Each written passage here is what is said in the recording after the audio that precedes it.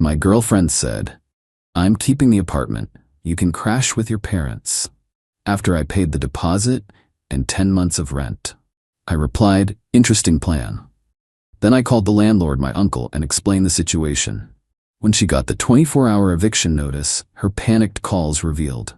Original post: I, 29 male, am sitting in my apartment right now. The one my ex-girlfriend Melissa, 27, tried to steal from me yesterday. Still processing everything that went down, but I need to get this off my chest. We'd been together for 2.5 years, living together for the last 14 months in this nice 2-bedroom place downtown. When we first moved in, I paid the entire $3,200 deposit, plus first and last month's rent, because Melissa was between jobs. No big deal, I thought. Couples help each other out, right? Fast forward to this past Tuesday. I come home from work to find Melissa and her best friend Natalie sitting in the living room with papers spread out on the coffee table. Melissa looks up at me with this weird smile. "We need to talk," she says. I sit down and she launches into this whole speech about how we've grown apart and how she needs to find herself. Standard breakup talk, whatever. I'm hurt, but trying to stay calm. Then she drops the real bomb. "I'm keeping the apartment," she announces. "You can crash with your parents for a while. I already talked to them, and your mom said it's fine." I literally laughed. Not a happy laugh, more like a, "Did you really just say that?" laugh. "You're keeping the apartment that I've been paying for?" I asked. "Well, I've been living here too," she says, "and I need stability right now. You have family nearby, I don't." Here's what she didn't know. The landlord isn't some random property management company. It's my Uncle Frank, who owns several buildings in the area. The lease? Only my name is on it. Melissa was never added because when we moved in, her credit was trash from defaulting on student loans. "Interesting plan," I said, standing up. "Let me think about it." I went to the bedroom, closed the door, and called Uncle Frank. Update 1. The next morning. Uncle Frank was, let's say, unhappy when I explained the situation. "She's trying to kick you out of your own apartment? The one only you're on the lease for?" He actually laughed. "Does she think that's how rentals work?" I explained that she'd been living there and probably thought that gave her some kind of rights. Frank shut that down quick. "She's not on the lease, never was. She's basically been your guest for 14 months. I can have an eviction notice drawn up immediately if you want her out." I told him to give me 24 hours to try handling it myself first. He agreed, but said if she gave me any trouble, he'd handle it the legal way. Wednesday morning, I tried talking to Melissa one more time. She was in the kitchen making breakfast like nothing happened, humming to herself. "So about yesterday," I started. "Oh, good, you've had time to process," she said, not even looking at me. "When do you think you can be out?" I was thinking by the weekend. The entitlement was astronomical. "Melissa, you understand that I'm on the lease, right? Only me?" She waved her hand dismissively. "We can work that out with the landlord. I'm sure they'll be reasonable." "The landlord is my uncle." She froze, spatula in hand. "Your what?" "Uncle Frank owns the building. I'm the only one on the lease. You've been living here as my guest." Her face went through about 5 different emotions in 3 seconds. That's not fair. I've been living here. I've made this my home." "You've paid exactly $0 toward rent or deposit," I pointed out. "I buy groceries. I decorated. She was getting frantic. "You buy groceries maybe once a month with the credit card I gave you for emergencies," I corrected. "And by decorated, you mean you hung up some pictures you got from HomeGoods using my credit card?" She started crying then. Not sad tears, angry tears. "You're being financially abusive. This is manipulation." That's when I decided I was done trying to be nice. I texted Uncle Frank, "Go ahead with the notice." Update 2. Thursday afternoon. The notice was served Thursday at 2 p.m. I was at work, but Melissa sure wasn't. According to my neighbor Derek, who works from home, there was quite a scene. The process server knocked, handed her the papers, and Melissa lost it. Derek said she was screaming in the hallway about squatters' rights and common law marriage. We don't even live in a state that recognizes that, and even if we did, we wouldn't qualify. My phone started blowing up around 2:15. "What did you do? 24 hours? Are you insane? This is illegal. I have rights. I'm calling a lawyer."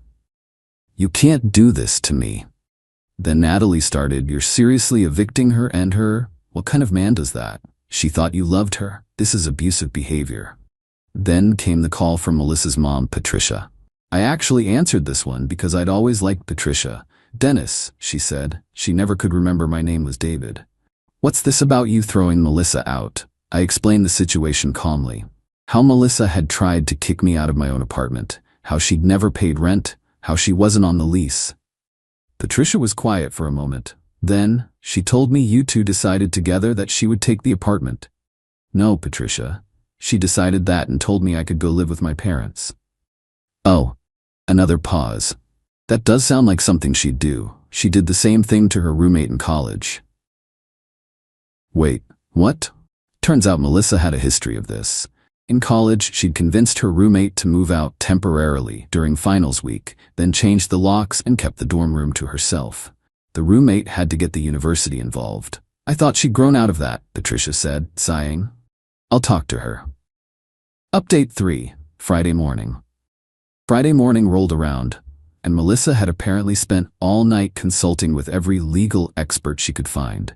Her Instagram stories were full of legal advice posts and know your rights infographics. She confronted me at 7 a.m. with a printed stack of papers. According to these sources, I'm a tenant regardless of whether I'm on the lease. You need to give me 30 days notice minimum. I looked at her papers. They were all from different states, none from ours.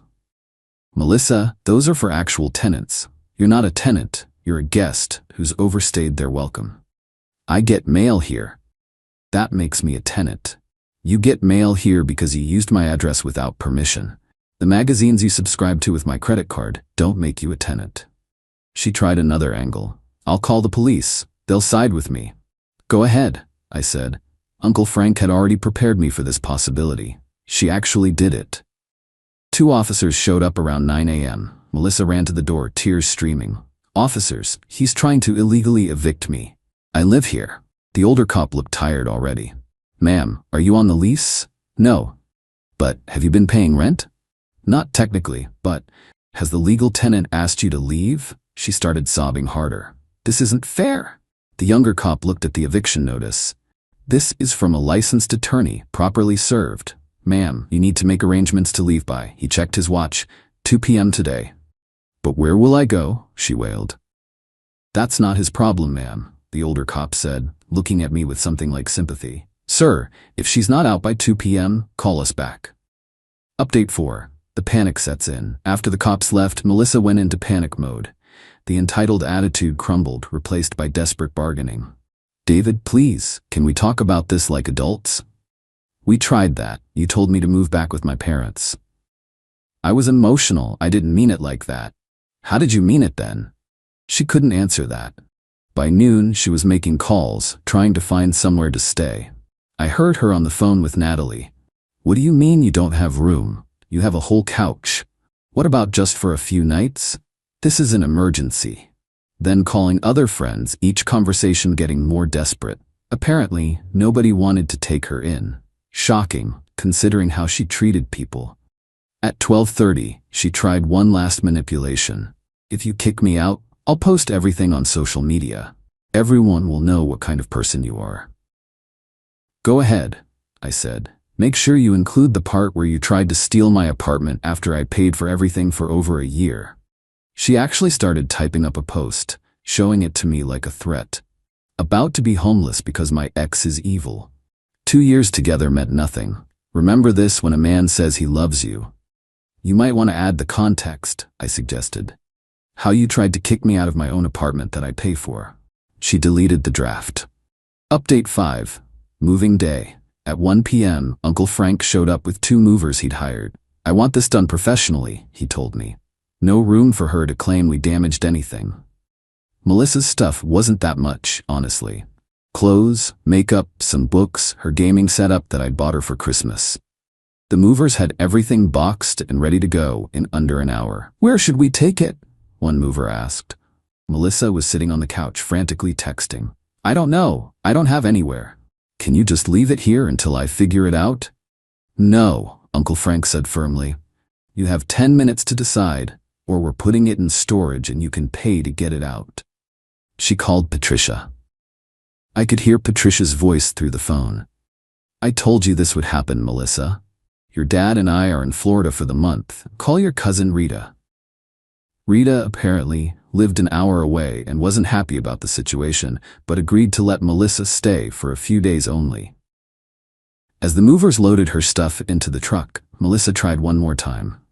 "You're really gonna do this? Throw me out like trash?" "I'm not throwing you out," I said. "I'm enforcing the same boundary you tried to set, that we need to live separately. You just assumed you'd be the one keeping the apartment I pay for. But I picked this place. I decorated it. It's more mine than yours. You picked it from the 3 options I could afford. You decorated with my money. And no, living somewhere rent-free doesn't make it yours." She grabbed her purse and headed for the door, then turned back. "You'll regret this. You'll miss me and beg me to come back." "I'll miss who I thought you were," I admitted, "not who you actually are." Update 6, the aftermath calls. The calls started that evening. First was Natalie. She's at Rita's crying her eyes out. "How can you live with yourself?" "Pretty comfortably in my apartment that I pay for," I replied. "You're heartless. She loved you. She loved my wallet and free accommodation. When it came time to break up, her first move was trying to steal my home." "She wasn't stealing. She just thought she could take advantage of me one more time. She thought wrong." Then came a call from a number I didn't recognize. It was Melissa's friend group on speaker. "We just want you to know that we all think you're disgusting," one voice said. "For not letting my ex steal my apartment. For making a woman homeless. She's not homeless, she's at her cousin's. And she's there because she tried to make me homeless. That's different. You have support? So does she, apparently. You all seem very concerned about her. I'm sure one of you will offer her a place to stay." Silence. Then they hung up. The best call came Saturday afternoon from Patricia. David, I wanted to apologize for Melissa. I just got the full story from Rita." "No need to apologize, Patricia." "No, there is. I raised her better than this, or I thought I did. She told Rita you were abusive and controlling, but Rita's smart. She asked questions and the story fell apart quick. What's happening now?" "She's worn out her welcome at Rita's already. Apparently demanded Rita's bedroom because the couch hurt her back. Rita's driving her to her father's brother's place tomorrow. He has a basement apartment, but she'll need to pay rent." "Will she?" Patricia laughed, but it wasn't happy. "With what money? She hasn't worked in 6 months. She told us you were supporting her while she figured out her career path." That was news to me. She told me she was doing freelance social media management. Update 7. The real truth comes out Sunday morning. I got a text from Derek, my neighbor. "Bro, you need to see this." He sent me screenshots from a group chat he was somehow in. His girlfriend knew Natalie. The messages were from weeks ago.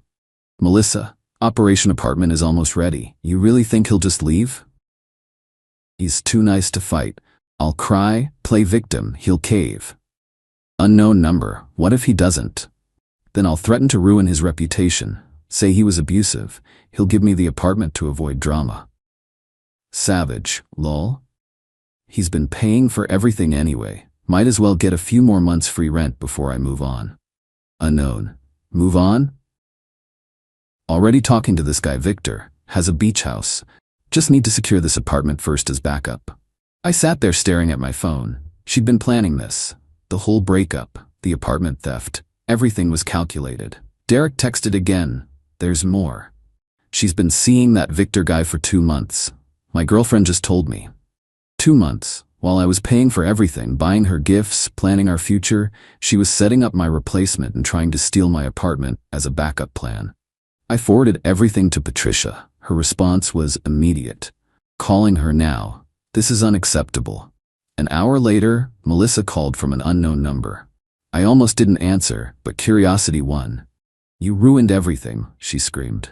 My mom saw those messages. She's cutting me off. Rita won't talk to me. This is all your fault.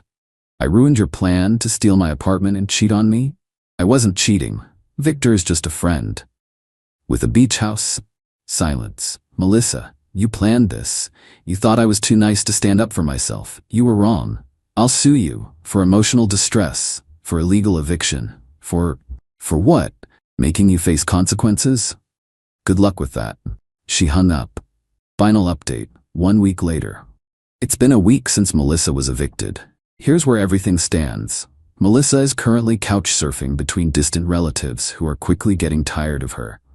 According to Patricia, she's burned through 3 family members already by demanding special treatment and refusing to help with chores or contribute money. Victor, the guy with the beach house, ghosted her the moment she became too much drama. Apparently, he was only interested in a fun side thing, not a homeless girlfriend with baggage. Her friend group is fracturing. Some still support her, but others are starting to see the truth. Natalie actually reached out to apologize. I didn't know about Victor or the planning. I thought she really loved you and was just confused. I'm sorry for attacking you. The apartment is peaceful now. I've changed the locks, with Uncle Frank's permission, reorganized everything the way I actually like it, and bought a new couch. The old one had too many memories. Uncle Frank told me something interesting. This isn't the first time I've seen this. Entitled people always think they're smarter than everyone else. They never expect consequences. Patricia sent me one last text yesterday. David, she finally got my name right. Thank you for handling this the way you did. Melissa needs to learn she can't manipulate people. She's 27, not 17. It's time she grew up. I'm sorry she put you through this. I'm not gonna lie and say I'm completely over it. 2.5 years is a long time, and finding out it was all a game to her hurts. But at least I found out now, before marriage or kids made it complicated. The funny thing is, if she just asked to break up normally and given me time to figure out arrangements, I probably would have helped her find a place. Maybe even helped with the deposit. But the entitlement, the assumption that she could just take what was mine, the planned manipulation, that killed any sympathy I had. To anyone reading this, don't let people take advantage of your kindness. When someone shows you who they really are, believe them. And always, always, keep important documents and agreements in your name only until you're married, and maybe even then. My apartment is quiet now. My bank account is recovering. My dignity is intact. And Melissa? She's learning that actions have consequences, even if it's a lesson she should have learned a long time ago. Oh, and Derek told me this morning that Melissa tried to get into the building yesterday.